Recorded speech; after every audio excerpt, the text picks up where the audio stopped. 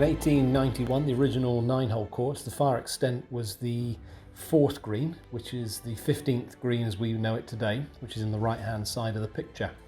So when the course was extended to 18 holes in 1897, one of the first new greens was for the 4th, and it was moved round to the left, and the hole took on a sharp dogleg shape and turned into what as we play as the 3rd hole today. So this is one of the oldest greens now on the course, been there since 1897, so over 120 years old.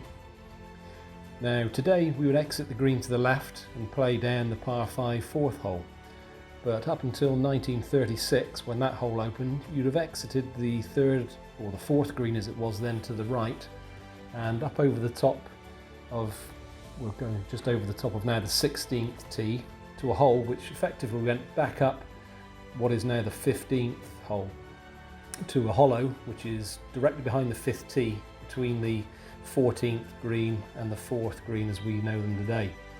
It's a long hole, 468 yards, and the tee would have been exactly where the buggy is there parked up today in the rough. So this hole, described by Bernard Darwin in 1910.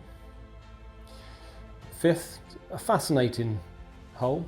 2 full shots are needed over some very broken and billowy country to reach a green that lies at the bottom of a deep hollow.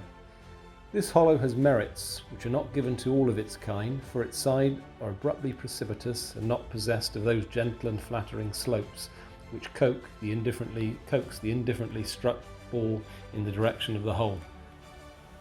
So going over here, there's a little depression in the ground, you can see with the lighter brown surrounded by the darker green. That was called the frying pan, and there's an old member called Fred Love who was instrumental in getting the Channel course up and going, and also formed the Brent Knoll Bowl, and he was still a member when I was a junior back in the day, and said that a good drive on this hole would end up in the frying pan over the top of the hill on 15 as we know it today. So very undulating ground here, and the green in the site is just coming into view, maybe just be able to see the red flag in the bottom. So we've got the 14th green up on the right hand side of the picture, which has just been relayed. And a bit further round we can see the back of the medal tee on the 5th, and the 4th green on the left hand side of the picture.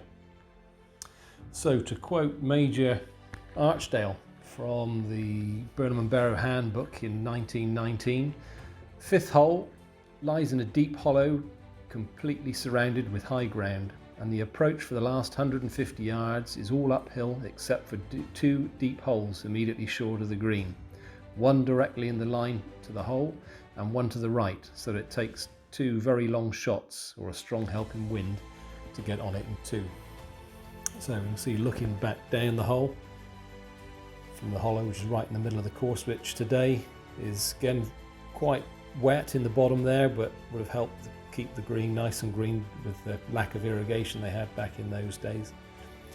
Now this hole, as I said, was played as the 5th hole back in 1901, but between 1897 and 1901, this one long hole, it was an amalgamation of 2 shorter holes.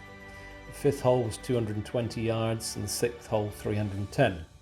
So not a lot of information about these. Now we know that the green was where it was in the hollow there, so to try and work out the location of the 6th, what was the 6th tee and the 5th green, I had to work back from this green. So 310 yards working back from the green that's in the hollow puts the tee just short of the kitchen. So you can see I've placed a cone on the right hand side. 310 yards puts us there. So I'd imagine that the tee would have been on the right hand side over here, as there at that time in 1897 there were 2 holes that were played down the left hand side, and we know that the green was close to this tee, so that puts the green where the yellow flag is here on the left, somewhere between the top of the hill that we drive over from the tee shot and the kitchen, which is the deep hollow just in front of us here.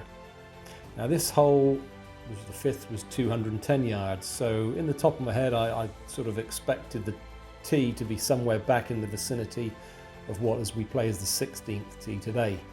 But between 210 and 220 yards puts us far beyond that, well past this tee and past the hill to this other cone that I've placed just there.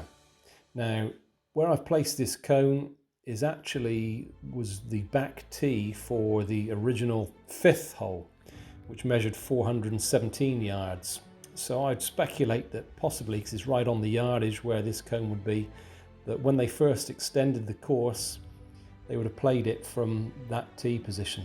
Because why would you build a new tee when you're extending the course out from that spot? So I think it probably may have been from the tee where this cone is here, but say it's a little bit of speculation because we haven't got a lot of information about these 2 holes.